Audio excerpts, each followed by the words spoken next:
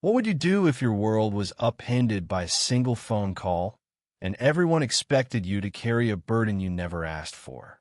My name is Lily, and at 17, I thought I had my life figured out: school, friends, a part-time job at the local bookstore.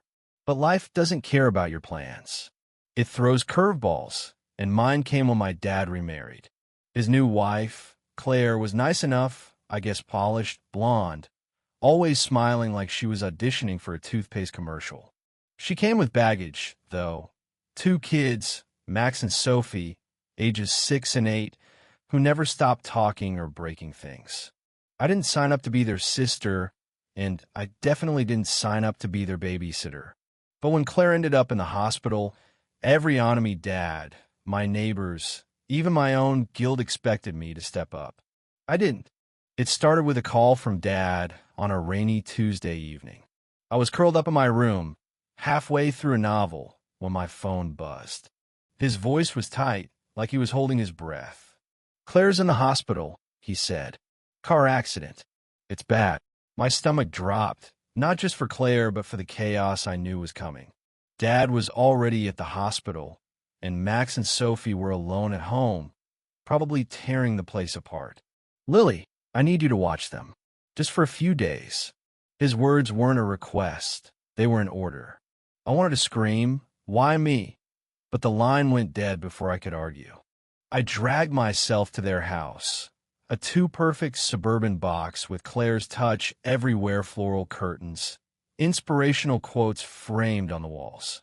Max was sprawled on the couch, playing some loud video game, while Sophie was smearing peanut butter on the kitchen counter, trying to make art. I stood there, soaked from the rain, feeling like an intruder in their world. I wasn't their mom. I wasn't even their friend.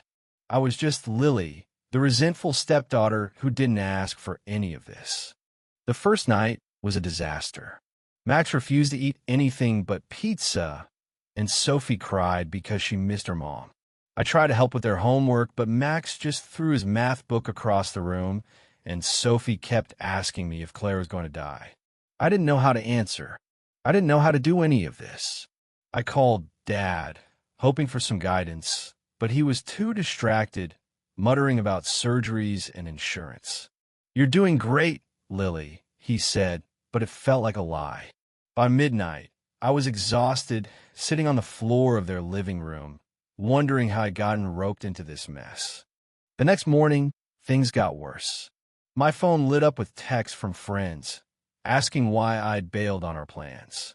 My boss at the bookstore called, annoyed that I'd missed a shift. Everyone in my life seemed to think I could just drop everything to play stand-in mom. Even Mrs. Carter, the nosy neighbor across the street, stopped by with a casserole and a lecture.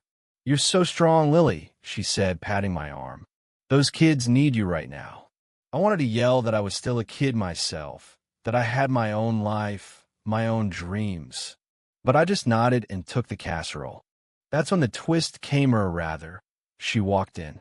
Aunt Mara, Dad's older sister, showed up unannounced, her beat-up suitcase in one hand and a cigarette in the other. I hadn't seen her in years, not since she and Dad had some big falling out over money. She was a whirlwind, tall, wiry, with a voice like gravel and a laugh that could wake the dead. "Heard about Claire," she said, blowing smoke out the kitchen window. "Figured you could use some backup." I didn't know whether to hug her or hide. Mara wasn't exactly the nurturing type. She was more likely to teach the kids how to hotwire a car than read them a bedtime story. But she was here, and for the first time in days, I didn't feel so alone. Mara took over like she'd been raising Max and Sophie her whole life. She got Max to eat his vegetables by bribing him with stories about her days as a roadie for a punk band. She taught Sophie how to braid her doll's hair, and somehow, the house stopped feeling like a war zone. But Mara didn't let me off the hook entirely. "You're not their mom, kid," she said one night, handing me a cup of coffee.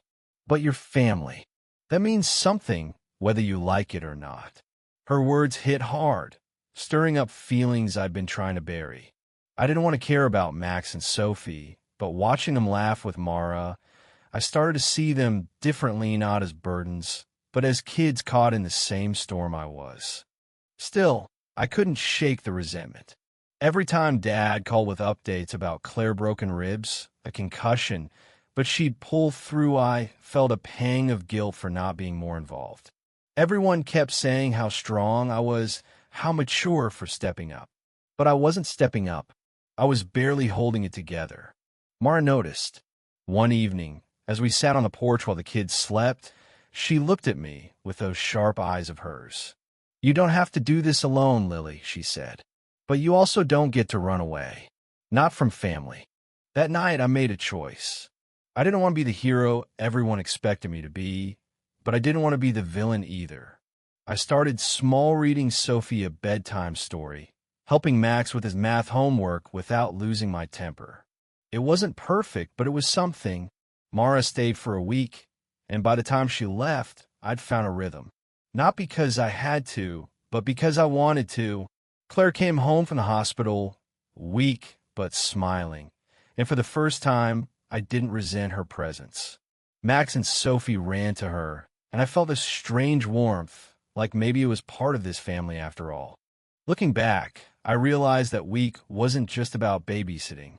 It was about learning what family means, not the perfect, polished version Claire tried to create, but the messy, complicated reality of showing up, even when it's hard.